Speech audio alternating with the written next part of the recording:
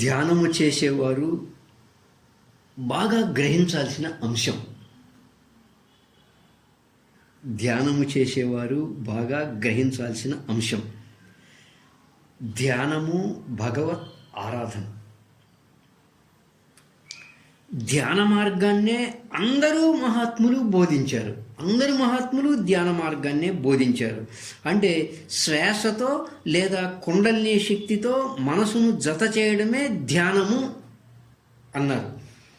మరి మనసు అనే దాన్ని శ్వాసతో లేదా కుండలిని శక్తితో జత చేసినప్పుడు అది ఆ శ్వాస మీద ఉండటం లేదు కదా, ఎందుకని?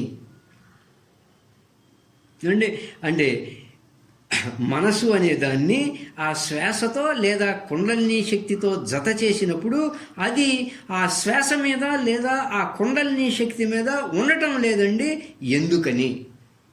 మనం రోజు మొత్తం మీద ఆ మనసుని ఇంద్రియాలతో సంబంధం పెడతాం, లేదా మనసుతో ఎక్కువగా ఆలోచనలు చేసే అభ్యాసం చేశాం. ఎక్కడ ఉన్నా కానీ ఆలోచనలకు వెళ్ళిపోవడమే కానీ ఖాళీగా ఉన్న ఆ శ్వాస గమనికలో, ఆ కుండలిని గమనికలో ఉందామా అన్న ఆలోచన మాత్రం లేదు.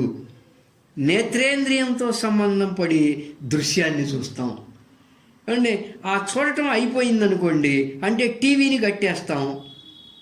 అంటే నేత్రేంద్రియంతో సంబంధం పడడం అంటే టీవీ లేదా సినిమా. టీవీని కట్టేస్తాం.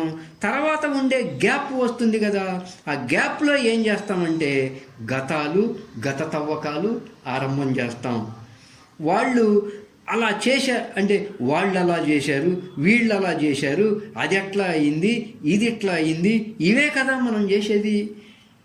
ఇది అయిపోయింది, కాసేపటి తర్వాత ఎవరో వస్తారు, మరలా స్టార్ట్ చేస్తాం. ఇక్కడ ఇంద్రియాలతో సంబంధం పడతాం, మళ్ళీ అవతల వాళ్ళు మాట్లాడతారు, అయిపోయింది, మరలా మధ్యలో గ్యాప్ వస్తుంది. అంటే ఆ గ్యాప్లో ఏం చేసాం?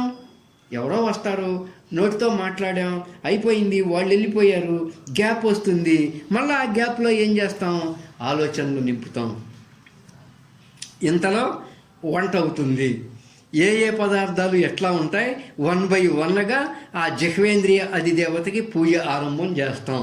చక్కగా ఆ ఇంద్రియ సంబంధ వ్యవహారం అయిపోగానే మరలా మధ్యలో గ్యాప్ వస్తుంది. అంటే ప్రతి ఇంద్రియ వ్యవహారానికి ఇంకో ఇంద్రియ వ్యవహారానికి మధ్యలో గ్యాప్ వస్తుంది. ఆ గ్యాప్ని చక్కగా ఆలోచనలతో నింపుతూ ఉంటాం మనం. అదే భక్తులైతే ఆ గ్యాప్ని నామజపంతో వాడుకుంటారు. అది ఒక ప్రక్రియ. ఆ కారణంగా అనేక ఆలోచనల నుంచి మనసు విడిపడి ఒక్క ఆలోచన మీదే ఉంటుంది. ఇక యోగులైతే ఆ గ్యాప్లో ఒక నిశ్చల భావంతో ధ్యానంలో నుంచి తనను తాను దర్శిస్తూ ఉంటాడు, తనలో తాను నిలిచి ఉంటాడు అంటే యోగులైతే. అదే ఆత్మజ్ఞాని అయితే ఎప్పుడూ తన మనసు అంటే తన అంతరంగాన్ని జాగ్రత్తలో అన్ని పనులు చేస్తున్నా కూడా ద్వంద్వాలకి అతీతంగా ఒక నిత్య ధ్యాన స్థితిలో ఉంటాడు. దీంట్లో మన క్వాలిఫికేషన్ ఏది? మనం ధ్యానం ఎప్పుడు చేస్తాము అంటే సాయంత్రం అవ్వాలి లేదా తెల్లారాలి. ఏమండి, తెల్లారి ఎలాగో కొంచెం పర్వాలేదు, సాయంత్రం అయితే అసలు మనసు ఆగదు. ఇది మన విధానం. పగలంతా అవసరం ఉన్నా లేకపోయినా మనసు అనేటువంటి వస్తువుతో ఆలోచనలు చేయడం అనే ప్రక్రియను కంటిన్యూగా చేసుకుంటూ వచ్చాం. కాబట్టి సాయంత్రం ధ్యానంలో కూర్చున్నప్పుడు కూడా అదే వేగం ధ్యానంలోకి వచ్చేస్తుంది. నువ్వు ధ్యానంలో కూర్చున్నంతసేపు ఆలోచన ప్రవాహం లేదా నిద్ర ఉంటుంది. అందువల్ల ధ్యానానుష్ఠానం నిత్య జీవితంలో రావాలి అంటే ఒక ఇంద్రియ వ్యాపారానికి ఇంకో ఇంద్రియ వ్యాపారానికి మధ్యలో ఉన్న సమయాన్ని మనం వాడుకోవాలి. కానీ ఆ సమయాన్ని, ఆ మధ్యలో ఉన్న సమయాన్ని మన యొక్క మనస్సు వాడుకుంటూ ఉంటుంది. తవ్వకాలు, పనికిరాని తవ్వకాలు. ఒకవేళ బ్రహ్మజ్ఞానికి కనుక ఆలోచనలు ఏర్పడితే తాను ధ్యానంలో కూర్చున్నప్పుడు ఏ దివ్యానుభవాన్ని అయితే పొందాడో ఆ సంబంధ అంశాలే తిరిగి మరలా మనకు గ్రంథ రూపంలో అందిస్తూ ఉంటాడు బ్రహ్మజ్ఞాని. ఆ మనసు అనేది ఆయన ఆజ్ఞకు లోబడి ఉంటుంది. ఆయన ఆజ్ఞ లేకుండా ఆ మనసు ఏ వ్యవహారం కూడా చేయదు. ప్రయత్నం చేస్తే అందరూ కూడా ఆ స్థితిని పొందొచ్చు. అందుకని మహాత్ములు ఏం చెబుతున్నారంటే ఇక్కడ ఏదో ఉదయం పూట కాసేపు యోగివిగా ఉండటం, మరలా తిరిగి సాయంత్రం కాసేపు ధ్యాన యోగివిగా ఉండటం అది కాదయ్యా. తస్మాత్ సర్వేషు కాలేషు యోగయుక్తో భవార్జున. నువ్వు ఏం చేస్తున్నప్పటికీ కూడా నీ మనస్సు నీ నియంత్రణలో ఉండాలి. నీ గమనికలో ఉండగలిగితే అది ఎక్కడికి పోదు. కొంతకాలం అలా మన గమనికలో ఉండగలిగేటువంటి అభ్యాసం చేశాము అనుకోండి, తర్వాత నీ ప్రయత్నం అవసరం లేదు, ఉండిపోతుంది ఒక డాబా సెంటరింగ్ లాగా. అందుచేత అయ్యా మేము ధ్యానం చేస్తూనే ఉన్నాము, కానీ ధ్యానంలో మనసు అనేది నిలబడటం లేదు, ఉండటం లేదు. ఇది ప్రధాన అంశం. ఎందువల్ల అంటే నిత్య జీవితంలో ధ్యానాన్ని వదిలేశాం, ఆలోచన భాగాన్ని బాగా పెట్టుకున్నాం. ఎప్పుడెప్పుడు ఎక్కడెక్కడ అవసరం ఉన్నా లేకపోయినా గత తవ్వకాలు, ఆలోచనలు అనేటువంటి అంశాన్ని బాగా ప్రధానంగా దానికి స్థానం ఇవ్వటం కారణంగా, దాన్ని బాగా బలపరచడం కారణంగా, బాగా వృద్ధి చేయటం కారణంగా మనం ధ్యాన సమయంలో ఫెయిల్డ్ అయిపోతూ ఉన్నాము. ఒకే మాట అండి, ఇక్కడ ఇంద్రియ వ్యవహారానికి మధ్యలో గ్యాప్ ఏదైతే ఉందో ఆ గ్యాప్ అనే భాగంలో మీరు ఆలోచనలు చేయడం అనే పని లేకుండా ఆలోచన రహిత స్థితిని గనక చేయగలిగితే, ఆ అభ్యాసం చేయగలిగితే అదేమవుతుంది, కంటిన్యూయేషన్గా నీకు ఆ అభ్యాసం ఉంటుంది. కాబట్టి మీరు సాయంత్రం ధ్యానంలో కూర్చున్నా ఆ స్థితి మీకు అలాగే వచ్చేస్తుంది. ఎందువల్ల అంటే పగలంతా అదే ధ్యానంలో ఉన్నావు కాబట్టి కూర్చున్నా ధ్యానమే, నిలుచున్నా ధ్యానమే, నడుస్తున్నా ధ్యానమే అన్నట్లుగా అలాంటి స్థితి వచ్చే అవకాశం ఏర్పడుతుంది.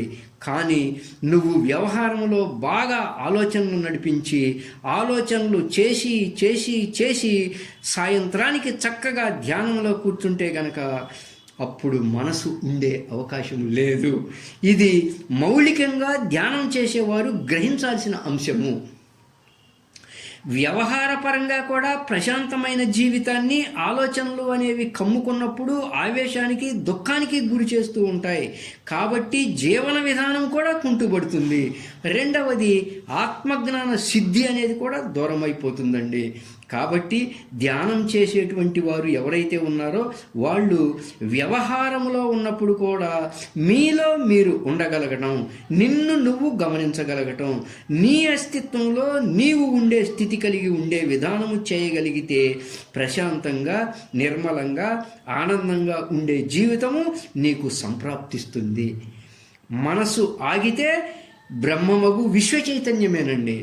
మనసు కదిలితే మాటలు ఏమండి, మనసు ఆగితే విశ్వ చైతన్యము, మనసు కదిలితే అంటే మాటలే. అది మనం ఆస్వాదించగలిగితే దాంట్లో ఉన్న ప్రయోజనం మనం గుర్తించే అవకాశము ఏర్పడుతుంది. అయ్యా నీలో మనసు ఉంది, నీలో శ్వాస ఉంది, నీలో కుండలిని శక్తి ఉంది. అయ్యా నీలో మనసు ఉన్నది, నీలో శ్వాస లేదా కుండలిని శక్తి ఉన్నది, ఆ రెండిటినీ కలుపు అని బోధించారు. కలిపే బాధ్యత ఎవరిది? నీదే. మాస్టర్స్ చెప్పారు కాబట్టి మీరే చెయ్యండి అంటే కాదు నాయన. ఉద్ధరే ఆత్మన ఆత్మానం. అర్జున నిన్ను నీవే ఉద్ధరించుకోవాలి. స్వామి నీ విశ్వరూపాన్ని చూడాలని ఉంది నాకు అన్నాడు అర్జునుడు. దివ్య చక్షువునిచ్చి బ్రహ్మాండంగా విశ్వరూపాన్నంతా చూపించాడు. అది ఆయన చేతుల్లో ఉంది. ఈశ్వర రూపంలో ఉండి చూపించాడు. అర్జునుడేమో జీవస్థాయిలో ఉండి చూచాడు. చూపించేవాడు వేరు, చూచేవాడు వేరు. సరేనయ్యా, కృష్ణ పరమాత్మ విశ్వరూపం చూపించావు, చూచాము, ఒక పని అయిపోయింది. నువ్వు అవతార పురుషుడివి, పైగా స్నేహితుడివి కృష్ణ, నీవు ఆపై బంధువువి కూడా కదా. రెండవ పని కూడా చూపించవయ్యా, స్వస్వరూపాన్ని కూడా, స్వస్వరూపానుభూతి చూపించవయ్యా అంటే అప్పుడు కృష్ణ పరమాత్మ స్వస్వరూపానుభూతి, ఆత్మానుభూతి, బ్రహ్మానుభూతి అనేది చూపించేది కాదయ్యా. ఎందుకంటే నీకంటే అన్యంగా లేదు కాబట్టి. నీకంటే అన్యంగా ఉంటే అది కూడా చూపించేవాడిని. అదే నీవై ఉన్నావు కదా. కాబట్టి నిన్ను నీవు తెలుసుకోవడం అనేది నువ్వు చేసుకోవాలి కదా. స్వరూపానుభూతి, ఆత్మానుభూతి అనేది నీకు నువ్వే చేసుకోవాలి, కానీ అది ఎవ్వరూ చేసేది కాదు. స్వస్వరూపము అనేటువంటి విషయం వచ్చినప్పుడు నా వరకు నాదే, నీ వరకు నీదే, నువ్వు దర్శించుకోవాలి, కానీ అది ఎవరో చూపించే దృశ్య వస్తువు కాదు. అది సాక్షి స్వరూపము. అందుచేత స్వస్వరూప విషయం వచ్చినప్పుడు నువ్వు అభ్యాసం చేసుకోవాలి, నువ్వే ప్రయత్నం చేయాలి. ఎప్పుడైతే ఆ ధ్యాన విధానంలో ఉన్నామో, ఎవరి మనసు అయితే సాత్విక బలంతో సంస్కరింపబడుతుందో, ఆ మనసు అనేది ఆ శ్వాసతో పూర్తిగా మమేకమై మనసు శ్వాస రెండు తగ్గి చివరకు ఇంతకుముందు చెప్పుకున్నటువంటి 2 అంగుళముల శ్వాస చాలా చిన్నగా శ్వాస సంచారము చేసే స్థితి ఒకటి ఏర్పడుతుంది. అంటే 2 అంగుళాల పరిమితిలో శ్వాస సంచారము చేసే స్థితి ఒకటి ఏర్పడుతుంది ధ్యానములో, సుషుమ్నా ద్వారము వద్ద. అప్పుడు దేహ సంబంధ, ఇంద్రియ సంబంధ వికారాలు ఏవి ఉండవు. ఒక తన్మయత్వ స్థితి వాళ్ళకి వచ్చేస్తుంది. ఎంతసేపు ధ్యానములో ఉన్నానా అనే స్పృహ కూడా వారికి ఉండదు. ఆ బ్రహ్మానందములో మనసు ఉంటుంది. అది నీవుగా ప్రయత్నం ద్వారా పొందాలే కానీ ఎవరో ఇచ్చేది కాదయ్యా. అప్పుడు ఆ స్థితిని కుండలి యోగము అని అంటారు. ఆ యోగాన్ని పొంది ఉన్నటువంటి వారు సాక్షాత్ ఈశ్వర స్వరూపులే. ఆ స్థితికి వెళ్ళినప్పుడు సర్వేంద్రియాలు, మనస్సు సొమ్మసిల్లి పడిపోయి ఉంటాయి. అవి బయటకు పొమ్మన్నా పావిక. ఏమండి, ఇహము నుండి పరమునకు ప్రయాణమైపోతున్నటువంటి ఆ ధ్యాన యొక్క సాధనానుభవ అంశము, అది ఆ ధ్యానయోగి పొందేటువంటి స్థితి అనే అంశాలని మనకు రాముడు ఆంజనేయునికి అమనస్క యోగములో బోధిస్తారు. స్థూల శరీరంబు సుస్థిరంబగు సర్వేంద్రియములు ఉపశాంతి నందు సన్మన పవనంబుల్ చెంచలింపకయుండు కామాది శత్రువర్గము నశించు స్ఫురత్ అమానిత్వాది గుణంబుల్ సమకూరు ఘన గుణాతీత లక్షణం బదవు బలుపార వైరోగ్య బోధోపరతులు సంపూర్ణంబులై మది బొర్లుచుండు పరమ సుఖవార్ది ఉప్పొంగి పొర్లుచుండు ముందట వశించి మోహించి మోక్షలక్ష్మి సర్వమును బ్రహ్మమును చూచు శాంతినిధికి అని రాముడు ఆంజనేయుడికి అమస్క యోగములో ఆ ధ్యానయోగి యొక్క సాధనానుభవ అంశాన్ని బోధించారు. ఇది ధ్యానమే చేయించటం అంటే. ఇప్పుడు మనం ధ్యానంలో కూర్చుంటాం, ఎవరన్నా వచ్చి ఏమండి అని పిలిస్తే వినబడుతుంది, కానీ లెగం. ధ్యానం డిస్టర్బ్ అవుతుందని. అదే ఒక తన్మయత్వ స్థితికి వెళ్ళిపోయావు అనుకోండి, అన్నిటినీ జడం చేశాడు కాబట్టి కేక వేసినా కూడా వినపడదు. అది ధ్యానము యొక్క స్వరూపం. భాగవతంలో శమీక మహర్షి చేసినటువంటి ధ్యానం ఇలాంటిదే. ఎప్పుడైతే 2 అంగుళాల శ్వాస కూడా పూర్తిగా ఆగిపోయిన ఆ సుషుమ్నాలో ప్రవేశించినప్పుడు ఆ సుషుమ్న అనేదియే భగవత్ ప్రాప్తి పొందటానికి అనుకూలంగా ఉన్న ప్రదేశము. అంతటా ఉన్న బ్రహ్మమగు విశ్వ చైతన్యమును నువ్వు పొందే అవకాశము లేదు. నీలో ఉన్న బ్రహ్మమగు జీవ చైతన్యమును మాత్రం నువ్వు పొందాల్సి ఉంటుంది. నీలో ఉన్న బ్రహ్మమగు ఆ విశ్వ చైతన్యాన్ని నువ్వు పొందావు అనుకో, అంతటా ఉన్న విశ్వ చైతన్యమును నువ్వు పొందినట్లే అవుతుంది. నిన్ను నీవు తెలుసుకుంటే విశ్వ చైతన్యముకు బ్రహ్మమును తెలుసుకున్నట్లే. ఎందువల్ల అంటే నీవే ఆ విశ్వ చైతన్యముకు బ్రహ్మము కాబట్టి. సకల దేవతలకు మూలమై ఉన్నటువంటిది ఆ బ్రహ్మము. అట్టి ఆ బ్రహ్మమునందే సకల దేవతలు అవలోకనం చేస్తూ ఉంటారు. అట్టి ఆ ధ్యానమే భగవదారాధన. ధ్యానము భగవదారాధన. అట్టి ఆ భగవదారాధనను అందరూ అనుష్ఠించి ధన్యులయ్యెదరుగాక.